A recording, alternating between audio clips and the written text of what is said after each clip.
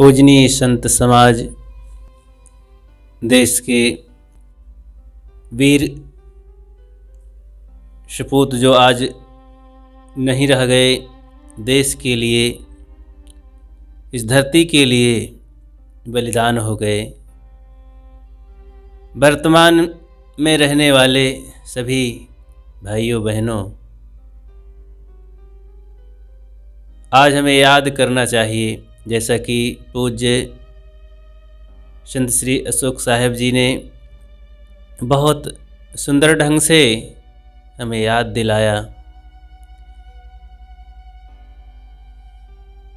विदेशी लोगों के गुलामी में देश फंसा था। स्वतंत्र करने के लिए न जाने कितने लोग वीर सपूत यहाँ बलिदान हो गए।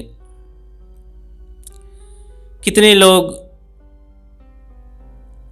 उनमें सहयोग में कितना कष्ट सहे, कितनी माताएं बहनें दुख उठाईं। पूरा देश उस समय जन जन में, सबके मन में यही सवार था, देश आज़ाद कैसे हो, ये गुलामी कैसे छूटे। इस प्रकार से जब सबके मन में ये बातें गूंजी, काफ़ी दिनों के संघर्ष में देश आज़ाद हुआ। दुश्मन थर्राए और फिर यहाँ से अपना बोरिया बिस्तर बांध करके लौट गए। बहुत से लोग समाप्त हुए, शूरवीर, और बहुत से उनमें बूढ़े बुजुर्ग उपस्थित रहे, खुशियाँ मनाए, उत्साह के, प्रेम के आपस में आंसू भी बहाए कि आज हम अपने कार्यक्रम में सफल रहे। और फिर देश का संविधान बनाए। जैसा कि साहब ने बताया, डॉक्टर भीमराव अंबेडकर एक महान काम करके भारत रत्न बन गए। इतना संघर्ष करके, मेहनत करके, सबके जीने के लिए आपस में ये देश चलता रहे, हंसी खुशी से, गरीब अमीर, छोटे बड़े, जो यहाँ खामियां थी वो नष्ट हों और नए ढंग से हमारा देश स्वतंत्र हो करके आपस में सब जिएं। इस तरह का सुंदर संविधान बनाया, जो हमारे देश का जितना अध्यात्म में वेद शास्त्रों का सम्मान रहा है, आज उस संविधान का कम सम्मान नहीं होना चाहिए। उसको भी अपने आध्यात्मिक शास्त्रों में जगह मिलनी चाहिए, रखना चाहिए। हर आदमी को संविधान पढ़ना चाहिए। हमारे देश का ये संविधान कैसा है,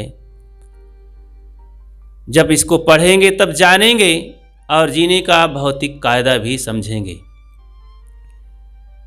जिस तरह है देश के लिए संविधान है, जीने के कायदे हैं, आपस में गणतंत्र है, इसको जो अध्ययन करता है, समझता है, काफ़ी आज़ादी से और खुशियों के साथ जी लेता है। इसी तरह स्वयं की व्यक्तिगत हमारी ज़िंदगी है कि अपने हम मन इंद्रियों से कैसे आज़ादी पाएं, जिसमें हम गुलाम रहे अभी तक। संतों गुरुजनों ने जो हमें नियम दिया, कानून दिया, संविधान दिया, किस प्रकार से क्रांति करके अपने जीवन के साथ जो मन इंद्रियों की गुलामी है उसको तोड़ा जा सकता है। तो आज जो भी अच्छा जीवन, आध्यात्मिक आज़ादी का जीवन, आध्यात्मिक आज़ादी है शांति को पाना, अपने सारे दुर्गुणों को मिटा करके आत्मनियंत्रण पाना, स्वश हो जाना, यह हमारी आज़ादी है असली। तो बाहर की आज़ादी की ज़रूरत है, कोई हम पर अपने ढंग से गुलाम बना करके, डांट फटकार करके, दबाव दे करके जीने के लिए मजबूर करता है तो बड़ी घुटन होती है, मजबूरी आती है, जीना मुश्किल हो जाता है। इसी तरह आध्यात्मिक आज़ादी नहीं है कि हम अपने विवेक से नहीं जी पा रहे हैं, कुछ अंधविश्वास परक बातें दबा करके लाद दी गई, मनवा दी गई कि इसको मानना ही पड़ेगा, इन शास्त्रों को मानना ही पड़ेगा, इन बातों को मानना ही पड़ेगा, देवी देवता ईश्वर परमात्मा को पूजना ही पड़ेगा। इसके खिलाफ जो जाता है, इसको जो आज नहीं मानता वो नास्तिक है, नरकगामी है। ये सब गुलामी है। हमें विवेक विचार से चलना होगा और आत्म नियंत्रण में रह करके इंद्रियों पर विजय पानी होगी, तब ये हमारी पूर्ण आज़ादी होगी। पूर्ण आज़ादी प्राप्त करके ही हम जीवन को सफल बना सकते हैं। इन्हीं शब्दों के साथ आज का दिन हमें यही याद दिलाता है कि हम अपने जीवन में बाहरी संविधान और आध्यात्मिक संविधान लागू करें, बाह्य नियंत्रण और नियमों में चलें, प्रेम से जिएं, आपस में देश के प्रति, समाज के प्रति समर्पित रहें। इसी तरह हम अपने जीवन के लिए, स्वयं के लिए शांति महसूस करें, वो काम करें। इतना ही कहकर अपनी वाणी में विराम लेता हूँ। बोलिए सद्गुरु देव की जय।